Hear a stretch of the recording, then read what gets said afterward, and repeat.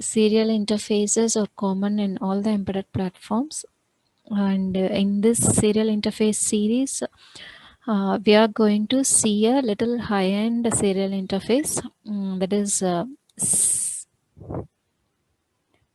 serial peripheral interface. SPI is what is the common name used in the industry. Why I'm talking about this is a very little higher end is this is a synchronous interface, a high speed interface, which is lately being used nowadays. Our old serial interface is our USART interface, Universal Asynchronous Receiver and Transmitter, which has been used for centuries. Um, Now we are using these SPI as a robust interface. There comes another interface which is widely used as another thing is a I2C. They call it I square C also.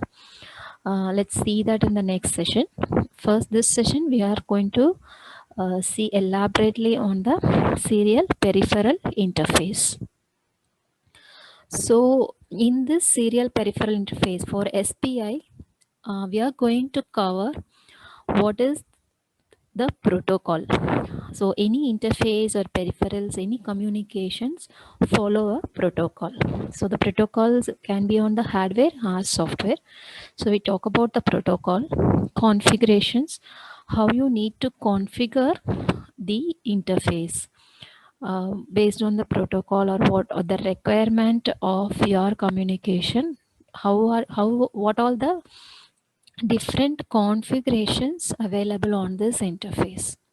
And then physical connections, how physically on a board or on a device, how are you going to connect, that we'll see. Then for a practical understanding, we'll get into the SPI interface or SPI controller of the STM32. So we'll also see a driver example for a SPI flash, meaning we'll be seeing how a STM32 microcontroller can be programmed on for SPI interface to communicate to a SPI flash memory. So these are the things we are going to cover in this session. So this is a widely used interface presently on board, meaning you will be connecting a microcontroller or a processor to a SPI peripheral chipset. So on board and also off board. What is on board? What is off board? On board is the chipsets, that is the microcontroller on the peripheral sits on the same board. So you don't take a wire and connect. And you can connect through a wire also if your peripheral is on another board and your microcontroller is on another board. There is another way you can connect two microcontrollers on this SPI device. Let's see that in the further sections. So you can communicate between two microcontrollers also, provided both have a SPI interface. So what all the peripheral chipsets that are available and being extensively used in the embedded platform. So the whole word is embed now, embedded into a microcontroller or anything. Whatever appliances you are using has a microcontroller. Your mixer, grinder, your refrigerator, washing machine, everything has a microcontroller. So what all the widely used peripherals on SPI is the sensors. What are sensors? Sensors are basically pressure sensors or temperature sensor, humidity sensors. Uh, so the widely used sensors are pressure sensors and temperature sensors. So these are on SPI already. So the sensors will have a small IC inside them, so they will give a output of SPI itself. So initially the sensors always comes with the analog output, meaning whenever there is a change in the pressure or temperature or humidity, that will be converted to electrical value, and a voltage or current will be the output of a sensor, and that will take and convert it to a digital signal. This is the usual way it was before some decades. Nowadays the sensors are having a ADC inside them, where they convert their own analog signals to digital and send it on SPI. So, and ADCs and DAC. DAC is ADCs is analog to digital converter. DAC is digital to analog converter. So when you want to convert the outside world signals, all the outside world signals are analog. So when you want to convert to digital and process those signals, we use ADCs. And if you want some noise rejection, some safety and all, we used to have a isolated ADCs and isolated DACs. So there the SPI helps us, because nowadays microcontrollers comes with ADC and DAC integrated.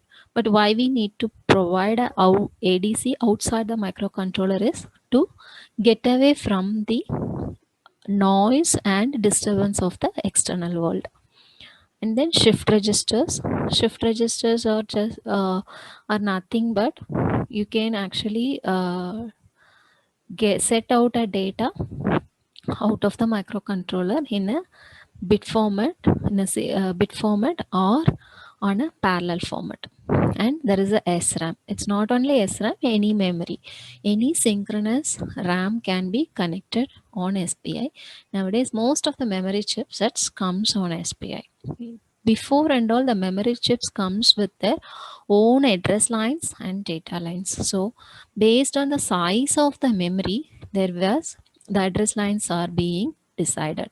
So you will have a 8-bit address line and a 8-bit data line. So 16 lines.